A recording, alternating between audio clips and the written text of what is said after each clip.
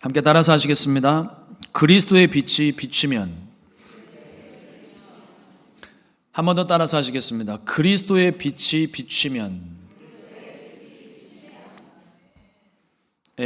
함께 번독한 에베소서 5장 13절로 18절 말씀 가지고 그리스도의 빛이 비추면 이와 같은 제목으로 함께 말씀의 은혜를 나누겠습니다. 어쩜 오늘 이렇게 말씀과도 같이 찬란한 태양을 또 하나님이 떠올려 주셨는지 그저 감사할 뿐입니다. 어제 밤부터, 금요일 밤부터 했나요? 어제 오후에도 좀 하늘이 좀 찌뿌둥하긴 했는데 새벽녘에 하늘을 보니까 오늘 분명히 맑겠구나 하는 생각이 들더라고요. 햇빛이 비치게 되면 모든 사물이 밝게 드러납니다. 금요일 날 예배를 마치고 또 새벽 예배를 드리러 나오는 길을 보면 항상 어두울 때 출근해서 어두울 때 퇴근하고 그런 날들이 가끔씩 있는데, 어두운 곳에서 길을 가다 보면 길이 잘 보이지 않을 때가 있어요. 저도 이제 조금씩 눈이 침침해지기 시작해가지고 밤에 운전을 할 때 보면 길이 잘 안 보일 때가 있어요. 특히나 비 오는 날 같은 때는 중앙분리선을 잘 구분을 못할 때가 생겨요. 그래서 자꾸 운전하면서 옆을 쳐다보고 자꾸 확인하고, 또 이 신호받고 좌회전을 할 때는 몇 번씩 확인을 해야 돼요. 몇 번 제가 턱을 밟은 적이 있거든요. 캄캄한 곳에 있으면 이게 잘 분간이 되질 않습니다. 그러나 오늘처럼 날이 환한 날이면 그럼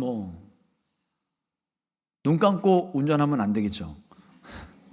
그만큼 운전이 수월해지는 편입니다. 이런 모양뿐만 아니라 색상도 뚜렷하게 구별이 됩니다. 미국 사람들은 파란색이라고 이야기하죠. 그냥 블루입니다. 몇 가지 예외적인 표현들이 좀 있을 수 있겠지만 그냥 블루예요. 근데 한국 사람들은 어떻습니까? 파랗다, 퍼렇다, 시퍼러둥둥하다. 얼마나 색깔 표현이 많아요. 근데 실제로 그렇지 않습니까? 우리 남자분들 그거를 한번 좀 분간을 해보세요. 저도 잘 못하는데 여성분들은 이렇게 립스틱 색깔이 총천연색이더라고요.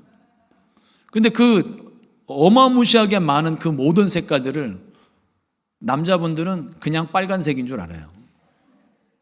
그런데 여성분들은 그걸 세세하게 다 알고 계시더라고요. 남자의 눈이 좀 밝게 열려졌으면 좋겠습니다. 햇빛 아래 있으면 이 모든 것들이 구별이 돼요.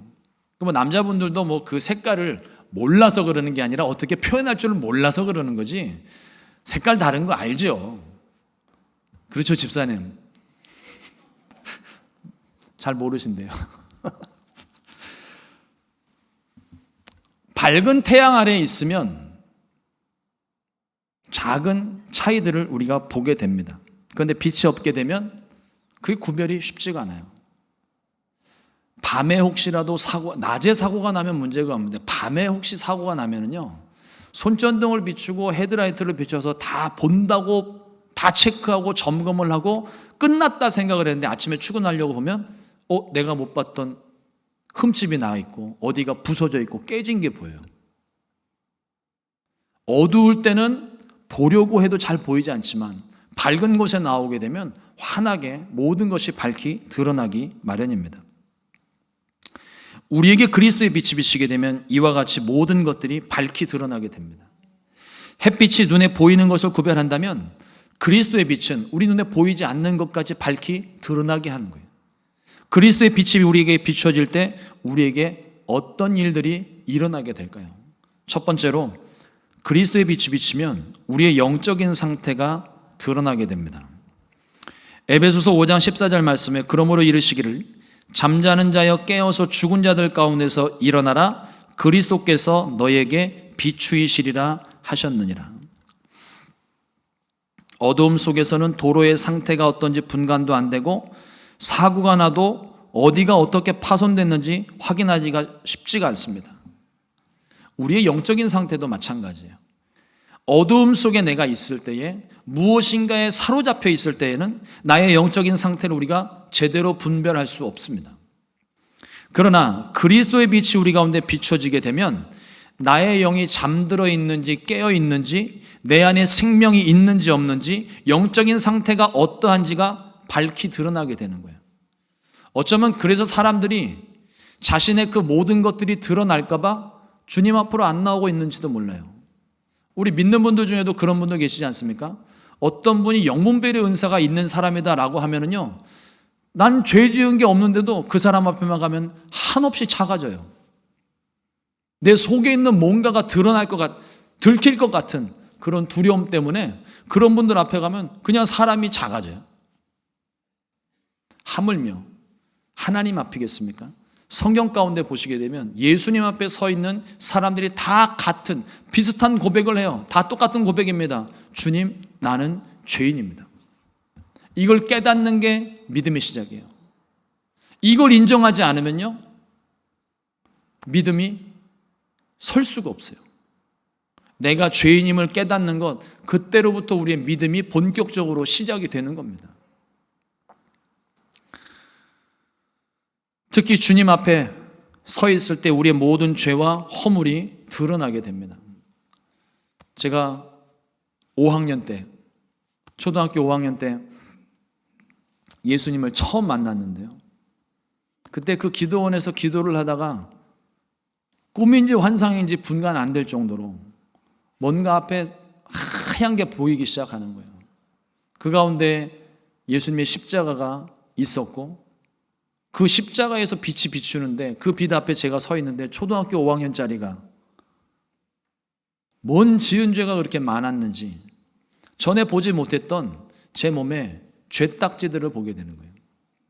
무슨 상처가 나서 닦지 않는 것처럼 두꺼운 딱지들이 막 온몸에 덕지덕지 붙어 있는 거예요. 너무 더러워서 그걸 떼어내려고 막 떼어내는데 떼어지지는 않을 뿐더러 이게 떼면 뗄수록 자꾸 거기서 피가 나오는 거예요. 그래서 막 어떻게 할 줄 몰라서 몸부림치고 있는데 그 십자가로부터 또 다른 빛이 나오기 시작하더니 그 빛 앞에 저의 모든 죄와 허물이 눈 녹듯 사라지기 시작하는 거예요. 상처가 치료가 되고 피가 멈추기 시작합니다. 여러분, 그리스도의 빛이 그런 빛이에요. 그 빛 앞에 우리가 감출 수 있는 건 아무것도 없습니다. 혹시라도 주님 앞에 내가 뭐 감추는 거 있으면 이제 더 이상 그런 노력은 하지 마세요. 다 내려놓으세요. 다 알고 계시는 겁니다. 다 보고 계시는 거예요. 그런데 그것을 우리가 주님 앞에 내놓을 때 그 그리스도의 빛이 우리의 죄와 허물을 드러내고 끝나는 것이 아니라 치료의 광선이 되어 우리를 치료하시고 회복시켜 주시는 거예요. 드러난 상처와 아픔은 치료해 주시고, 연약함과 부족함은 채워주시고, 생명의 빛이 되어 잠자는 자들을 깨우고 죽은 자들을 살리는 빛이 되시는 겁니다. 드러난 죄와 허물은 보혈로 깨끗하게 씻어 우리를 새롭게 해주십니다. 그러므로 주님의 밝은 빛 앞에만 설 수 있게 되기를 우리 주님의 이름으로 축원합니다. 다시 한번 높아심에 말씀을 드리는데, 혹시라도 감추고 있는 게 드러날까 봐 주님 앞에 완전히 오픈하지 못하는 것 있으시다면 과감하게 내려놓으세요. 이미 주님이 다 알고 계신 거예요. 감출 수도 없어요. 그러니 그걸 훌훌 털어놓고 주님의 빛 앞에 온전히 설 수 있게 되기를 우리 주님의 이름으로 축복합니다. 두 번째로 하나님의 기준이 보입니다. 에베소서 5장 15절 말씀에 보면, 그런즉 너희가 어떻게 행할지를 자세히 주의하여 지혜 없는 자같이 하지 말고 오직 지혜 있는 자같이 하여, 이와 같이 기록을 합니다. 빛이 비추게 되면 하나님의 기뻐하시는 뜻이 보입니다. 그 하나님의 뜻이 무엇일까요? 다 알질 못해요. 앞서 말씀드린 것처럼 아무리 내가 안다고 공부하고 경험하고 뭐 이 사람 저 사람 상담받고 그렇게 해도 하나님의 그 크고 높고 넓고 깊으신 뜻을 몰라도 괜찮아요. 빛이 비추니까 우리는 그 빛을 따라서 나아가면 되는 겁니다. 순종하면 되는 거예요. 여러분, 한밤중에 이 성전의 불을 다 꺼놓고 나면은요, 바깥에 빛이 들어오지 않게 다 차단을 시켜놓으면 여기 뭐가 어디에 있는지를 모르잖아요. 우리 뭐 성전이 너무 익숙하니까 어느 몇 걸음 가면 의자가 몇 개가 있고 강대상 어디쯤 있고 대충 아니까 더듬더듬 하면서 찾아갈 수는 있을지 몰라도 길을 모르니까 캄캄하니까 여기 부딪히고 저기 부딪힐 거예요. 그런데 그 캄캄한 중에 성냥불 하나 탁 켜면, 그 성냥불 뭐 대단한 거라고, 성냥불 하나만 반짝거리면요 사물의 형체가 드러나기 시작합니다. 그러면 그걸 가지고 길을 찾아서 가는 거예요. 그리스도의 빛이 그런 거라는 겁니다. 내 삶에 내가 어디로 가야 되는지 나 알지 못해요. 내가 뭘 해야 되는지 나도 모르겠어요. 그런데 우리가 빛을 따라서 걷기 시작하면, 그 빛이 나오는 곳을 향하여 가기 시작하면 거기에 길이 있고 거기에 출구가 있는 거예요. 그러니 우리가 빛이 비치게 되면 그 빛을 따라서 당연히 걸어야 되지 않겠습니까? 내가 무엇을 해야 될지 밝히 드러내 보이십니다. 하나님의 선하고 의로우신 기준이 보이기 시작합니다. 빛이 비추이게 되면 하나님의 기뻐하시는 것이 무엇인지 분별하여 하나님 뜻에 순종할 수 있게 되는 거예요.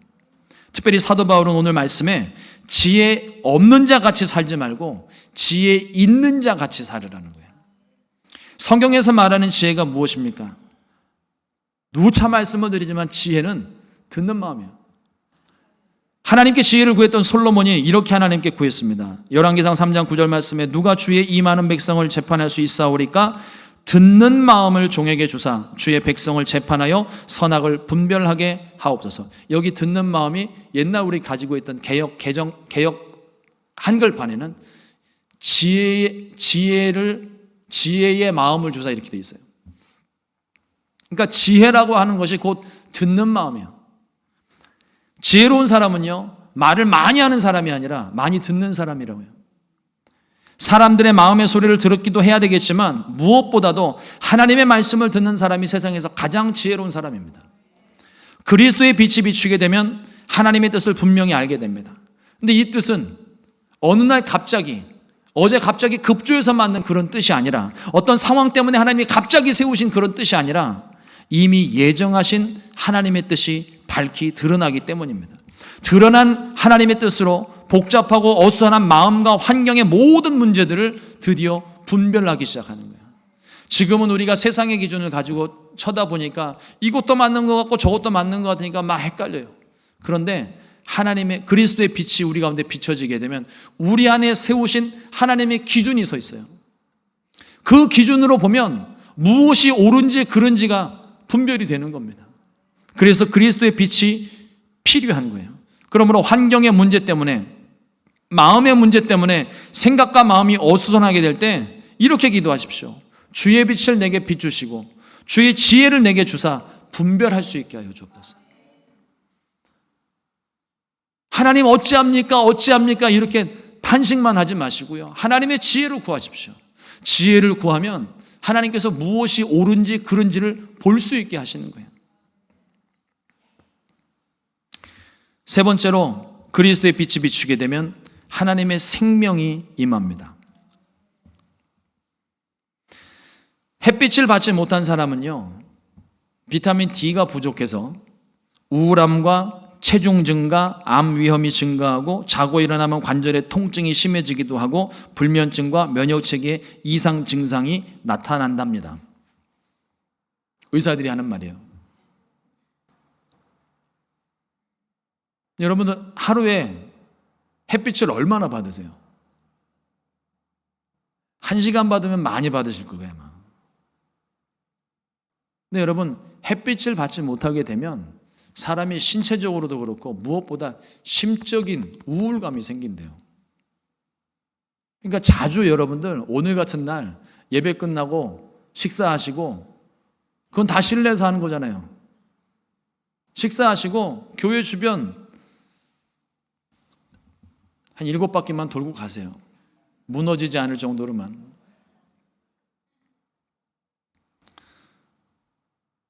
햇빛을 보면 사람이 기분이 좋아지잖아요. 우리 지난 주 중에도 이틀 해 떴어요. 이틀. 토요일 날 아침하고 금요일 날 오전인가? 그 전주에는요, 햇빛이 없었어요. 여러분들 알다시피 제가 해가 많은 동네에서 왔잖아요. 구름이라고 찾아볼 수 없는 그런 동네에서 살다가 미국에 처음 와가지고 제가 제일 먼저 느꼈던 제일 경이로운 것이 뭐였냐면 이쪽 끝에서부터 저쪽 끝까지 다 하늘이더라고요. 거칠 게 없어요. 한국에 있는 동안에는 이쪽에도 빌딩, 저쪽에도 빌딩, 앞에도 빌딩, 뒤에도 빌딩, 고개를 이렇게 90도로 들어야만 하늘을 겨우 볼 수 있었는데 여기는 다 하늘이에요. 다. 태어나서 처음으로 지평선이라는 걸 봤습니다. 그러니까 그렇게 있을 때는 또 그때는 뭐 제가 교회 일부, 집안 일부터 시작해서 교회 일을 다 혼자 감당해야 되니까 그 땡볕에서 바깥에서 노동을 할 때가 많았어요. 그래서 아마 여러분들이 기억을 하실지 모르겠는데 제가 처음 시카고에 왔을 때 얼굴이 좀 까맸습니다. 지금은 어떤 분이 그러시더라고요. 얼굴 많이 하얘졌대요. 그도 그럴 수밖에 없는 게 하루 종일 사무실에 처박혀 있으니까. 그래서 요즘은 조금 그거를 좀 바꿔보려고 해가 떠 있을 때는요, 이제는 해가 떠 있으면 괜히 나가고 싶어요. 해 떠 있을 때 사무실에 앉아 있으면 안 될 것 같아요. 그래서 막 억지로라도 나가서 교회 주변도 한 바퀴 돌고 바람 쐬러도 나가고 커피도 한 잔 마시러 갔다 오고 자꾸 나가려고 이렇게 합니다. 사무실에만 앉아 있으면요, 집안에만 이렇게 있게 되면 햇빛을 받지 못하게 되면 사람이 자꾸 가라앉아요. 그러니까 우리 권사님들 날 좋을 때는요, 조금이라도 괜찮으니까 자꾸 햇빛 받으시고 그 앞에 주차장 있는 데만 나오셔도 햇빛을 보실 수 있잖아요. 그래서 자꾸 이 분위기를 바꿔주셔야 됩니다. 영적인 부분에서도 마찬가지입니다. 어두움 속에 있는 사람은, 과거의 상처와 아픔에 묶여있는 사람은 늘 마음이 우울해요. 죄책감에 사로잡혀 있습니다. 어두운 그늘에 앉아있고 사망의 그늘에 앉아 괴로워만 합니다. 빛이 없는 상태, 즉 어둠은 죽은 것과 다름이 없어요. 그러나 빛 대신 예수님 앞에 나오게 되면 우리를 둘러싸고 있던 모든 어두움들이 물러갑니다. 영적인 광합성이 이루어져서 우울증과 상처와 아픔이 치료되고 떠나가고 생기를 찾게 됩니다. 우리에게 비춰지는 그리스도의 빛은 생명의 빛이기 때문에 그래요. 여러분, 정원에서 기르는 화초하고 집 안에서 베이스먼트에서 기르는 화초하고 줄기에 또 잎사귀에 힘이 달라요. 햇빛을 제대로 받지 못하니까 힘을 얻지를 못해요. 그러나 바깥에서 비바람 맞으면서 햇빛 빠지면서 그렇게 자라나는 식물들은요, 튼튼하게 자라납니다. 요한복음 8장 12절 말씀에 예수께서 또 말씀하여 이르시되 나는 세상의 빛이니 나를 따르는 자는 어둠에 다니지 아니하고 생명의 빛을 얻으리라. 그러므로 그리스도의 빛을 받게 되면 하나님의 생명이 임하게 됩니다. 영원한 생명으로 우리를 새롭게 됩니다. 옛사람이 죽어지고 새 사람이 되는 것입니다. 그리스도의 빛이 비추어져서 잠든 사람은 잠에서 깨시기를, 죽은 자들 가운데서 일어나 강건한 생명을 얻게 되시기를 우리 주님의 이름으로 축원합니다. 네 번째로 하나님의 때를 우리는 분별하게 됩니다. 에베소서 5장 16절 말씀에 세월을 아끼라 때가 악하니라 말씀합니다. 일반적으로 이 말씀을 우리가 볼 때 이 세월이라는 것을 시간의 의미로 받아들이기가 쉽습니다. 시간의 의미가 없는 건 아니에요. 그러나 여기 오늘 말씀에서 말하고 있는 이 세월은 하나님께서 우리에게 주신 기회의 시간입니다. 기회라고 말하는 기회. 하나님께서 우리에게 주신 기회를, 하나님께서 우리에게 주신 그 때를 놓치지 말라는 의미예요. 쓸데없는 일들에 자꾸 신경을 쓰고 세상 것들에 자꾸 집착을 하다 보니까 시간 빼앗기고 열정 빼앗기고 노력 빼앗기고 마음도 빼앗기고 허송세월을 보내지 말라는 거예요. 우리가 사는 이 시대가 점점 악해져 가고 있습니다. 하나님의 심판이 점점 가까워진다는 의미겠죠. 디모데후서 2장 3장 2절로 5절 말씀에 이 악한 세대에 일어나는 일들을 자세하게 기록을 합니다. 사람들이 자기를 사랑하며 돈을 사랑하며 자랑하며 교만하며 비방하며 부모를 거역하며 감사하지 아니하며 거룩하지 아니하며 무정하며 원통함을 풀지 아니하며 모함하며 절제하지 못하며 사나우며 선한 것을 좋아하지 아니하며 배신하며 조급하며 자만하며 쾌락을 사랑하기를 하나님 사랑하는 것보다 더하며 경건의 모양은 있으나 경건의 능력은 부인하니 이 같은 자들에게서 내가 돌아서라. 2000년 전이나 지금이나 똑같아요. 단지 차이가 있다면 2000년 전에 10명이었다면 지금은 한 10만 명쯤 되는 것 같아요. 네, 여러분 이 말씀 들을 때 찔리신 분들, 제가 찔른 거 아닙니다. 여러분들 들으라고 제가 이 말씀을 읽은 게 아니에요. 마지막 때에 일어나는 일들인데 이 말씀 함께 보시면서 가슴 뜨끔뜨끔했던 부분들 주님이 찌르시는 거예요. 그 부분을 우리가 고쳐야 되는 부분이에요. 회복해야 하는 부분입니다. 그리스도의 빛이 비출 때 이 악한 세상을 우리가 정확하게 볼 수 있어요. 그리고 하나님의 뜻과 기준으로 우리는 분별할 수 있습니다. 오늘이라는 시간은 하나님께서 우리 가운데 베푸신 기회의 시간이에요. 오늘 내가 이 말씀을 듣고 생명의 빛이 임하여서 내 마음 가운데 미워했던 마음 내려놓을 수 있는 기회, 서로 안 좋았던 관계를 회복할 수 있는 기회, 주님이 내게 맡기신 일 그동안 미뤄놨는데 할 수 있는 오늘, 그 기회를 우리 가운데 주고 계신다는 거죠.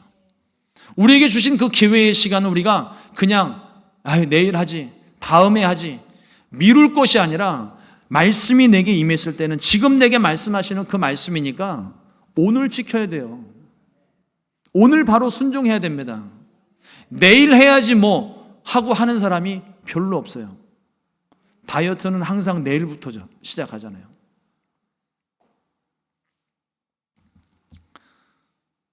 그러므로 주님께서 우리에게 주신 이 기회를 놓치지 않도록 날마다 성령으로 깨어 있어야 하고, 주님이 말씀하시는데도 내가 그걸 주님의 음성으로 듣지 못한다면 문제 있는 거죠. 성령으로 충만해서 깨어 있어야 되고, 허락하신 기회의 시간을 성실하게 살며 그리스도의 빛을 세상 가운데 비춰야 할 줄로 믿습니다. 마지막 5번째로 그리스도의 빛이 비치게 되면 성령으로 충만해집니다. 에베소서 5장 18절 말씀에 술 취하지 말라, 이는 방탕한 것이니 오직 성령으로 충만함을 받으라. 이 말씀에서 말하고 있는 술 취함은 세상적인 모든 일에 중독된 상태를 말하는 거예요. 오늘날 세상 사람들이 자기를 사랑하고 돈을 사랑하여 세상 모든 일에 빠져 있습니다. 중독되어 있는 거예요. 세상에 취해 있습니다. 이 중독 증상은요, 자기 스스로 헤어나오지 못하고 중독된 대상을 의존하는 상태래요. 좋은 것이 되었든 나쁜 것이 되었든 이게 중독의 수준까지 가게 되면 그거 없으면 못 사는 거예요, 이제는. 그거 없으면 삶이 의미가 없어지게 되는 거고, 의존하던 게 없어지면 내 마음이 우울하게 되는 거고, 의존하던 것이 없어지면 막 손발이 떨리고 불안하고, 그게 중독 증세라는 겁니다. 알코올 중독이 그러하고, 약물 중독도 그러하고, 게임 중독, 사상 중독 다 똑같습니다. 절대로 이 중독은 스스로 못 빠져나와요. 누군가의 도움이 필요합니다. 우리에게는 예수님이 계십니다. 예수님이 우리와 함께 하실 때 세상에 중독되어져 있던 것, 세상에 빠져 있던 모든 것들을 우리는 과감하게 버릴 수 있어요. 그거보다 더 귀한 걸 찾았거든요. 기왕에 중독되려면 예수님께 중독되십시오.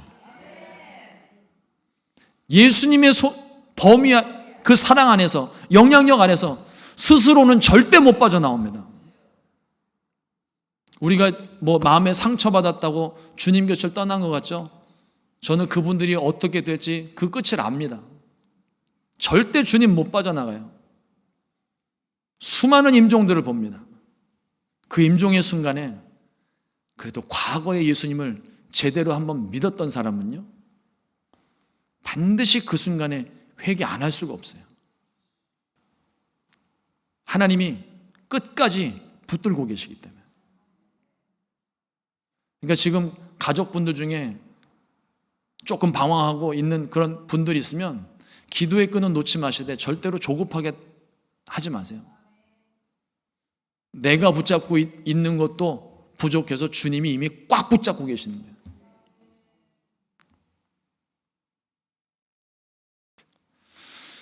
우리에게는 완전하신 예수님이 계십니다. 우리를 도우시는 성령님도 계십니다. 그리스도의 빛이 비치게 될 때 우리가 의지했던 것들이 얼마나 헛되며 도움되지 않았는지 그 빛 앞에 밝히 드러나게 되는 거예요. 그리스도의 빛이 치료의 광선이 되어 우리의 영과 혼과 육을 고치고 반드시 회복시켜 주실 것입니다. 그러므로 세상 헛된 일에 시간과 체력과 관심과 생각을 낭비하지 말고 우리를 살리시고 고치시고 회복시키시는 예수님께 집중하시기를 주님의 이름으로 축복합니다. 또한 우리에게 또 다른 보혜사를 주셨습니다. 헬라어로 파라클레토스라고 이야기하는데 예수님과 모든 것이 동일하신, 본질적으로 같으신 분이라는 거예요. 그러나 다른 위격을 가지신 하나님입니다. 이게 삼위일체이시거든요. 그러므로 예수님께서 말씀하시기를 성령 받으라 말씀을 하셨고, 오늘 사도 바울도 말하고 있기를 성령 충만함을 받으라고 이야기합니다. 우리가 세상의 술 취함에서 벗어나는 길은, 세상 헛된 것들 그 중독에서 벗어나는 길은 오직 예수로 충만하게 되는 거예요. 성령으로 충만하게 되는 것뿐입니다. 그래야 비로소 우리는 모든 것에서 자유할 수가 있어요. 내 힘으로 안 끊어져요. 내 힘으로 안 됩니다. 성령으로 충만해져야 비로소 끝나게 되는 거예요. 그런 간증들 여러분들 많이 들어보셨잖아요. 예수님 믿었는데 30년 동안 50년 동안 피워오던 담배를, 술을 끊지 못하고 있었는데 어느 날 갑자기 성령 받았는데 그 다음 날부터 입에 대기도 싫다고, 꼴도배기도 싫다고, 막 헛구역질 나온다고, 그래서 끊었다는 간증을 저는 숱하게 많이 들었습니다. 왜 그렇겠어요? 성령님이 그걸 거부하시는 거거든요. 그러므로 성령 충만함 받아 모든 일에서 자유하게 되시기를 주님의 이름으로 축복합니다. 사랑하는 성도 여러분, 우리는 속히 잠에서 깨야 됩니다. 지금 예배 시간에도 잠에서 깨셔야 돼요. 조금만 더 자고 조금 있다가 일어나야지, 내일 해야지 할 것이 아니라 지금 당장 일어나셔야 돼요. 지금 당장 깨어나야 합니다. 죄에서 깨어나야 되고, 죽음에서 깨어나야 되고, 무력함에서 깨어나고, 낙심에서 깨어나고, 술 취함에서 깨어나고, 세상 일에서 깨어나고, 영적으로 잠든 것에서 깨어나고, 비몽사몽한 상태에서 깨어나야 됩니다. 그리스도의 빛이 우리에게 이미 비춰졌기 때문에 그래요. 언젠가 그 빛이 내게 비치겠지가 아닙니다. 그 빛은 이미 우리 가운데 임했어요. 그 빛을 우리가 받았기 때문에 항상 깨어 있어야 되는 겁니다. 오늘 말씀에 보면요, 이 말씀 속에 깨라고 권면을 하고 있는데 이 권면 속에는 깼다가 다시 잠드는 게 포함이 안 돼 있어요. 깬 상태가 완료된 상태로, 문법적으로는 깬 상태가 완료된 상태로 끝납니다. 다시 잠드는 게 허락이 안 돼 있어요. 깨어난 상태를 유지하는 겁니다. 그리스도의 빛이 비춰져서 잠에서 깨고 다시 잠들지 않는 상태가 성령 충만한 상태예요. 어제까지 성령 충만했더라도 오늘 잠들면, 오늘 성령 충만하지 않으면 그거 다 소용없는 거예요. 아유, 하나님, 제가 어제까지는 성령 충만했는데요, 지금은 아니지 않느냐, 할 말 없는 거예요. 어제까지 세상에서 방탕하게 내 마음대로 성령 충만하지 않는 모습으로 살아왔는데 오늘 내가 성령 받았으면 그걸로 충분한 겁니다. 아니, 하나님, 저 사람 어제까지 저렇게 살아왔는데요, 묻고 따져도 지금 성령 충만하지 않느냐, 그럼 할 말 없는 거예요. 그러므로 간절함을 가지고 오늘 성령 받기를 구하십시오. 있어도 그만, 없어도 그만이 아니라 오늘 성령 받으셔야 됩니다. 오늘 성령 충만해져야 됩니다. 오늘 받아야 될 충만을 내일로 미루지도 마세요. 오늘에 합당한 은혜가 우리 가운데 임하는 것입니다. 에스겔 골짜기에 널브러진 뼈들을 보면서 이 뼈들이 등이 살겠느냐 하나님께서 물으셨습니다. 하나님의 말씀에 불가능이라는 것은 없습니다. 무에서 유를 창조하신 하나님이십니다. 죽은 자를 다시 살리신 주님이십니다. 스스로도 무덤 가운데서 일어나신 주님이십니다. 이것이 우리에게는 큰 소망이 되는 거예요. 예수님을 믿는 우리 모두가 죽음에서 일어난 겁니다. 죄로 인하여서 죽은 존재였지만 예수님 믿고 난 다음에 저와 여러분들이 다 살았잖아요. 영이 살았잖아요. 영이 깨어났잖아요. 생기로 가득하잖아요. 성령 충만함 받고 그 상태를 항상 유지할 수 있게 되기를 주님의 이름으로 축원합니다. 주님께서 오늘 우리들에게 이와 같이 말씀하십니다. 일어나라. 잠에서 깨라. 생명의 빛 되신 예수님께서 우리를 일으켜주고 계십니다. 부활의 주님께서 우리를 살리고 계십니다. 우리를 도우시는 또 다른 보혜사이신 성령께서 우리 가운데 충만하게 역사하십니다. 더 이상 어둠 가운데 머물지 마시고 빛 되신 주님 앞으로 나와 잠에서 깨고 지혜 있는 자 되어 성령 충만하게 되시기를 우리 주님의 이름으로 축원합니다. 기도하겠습니다.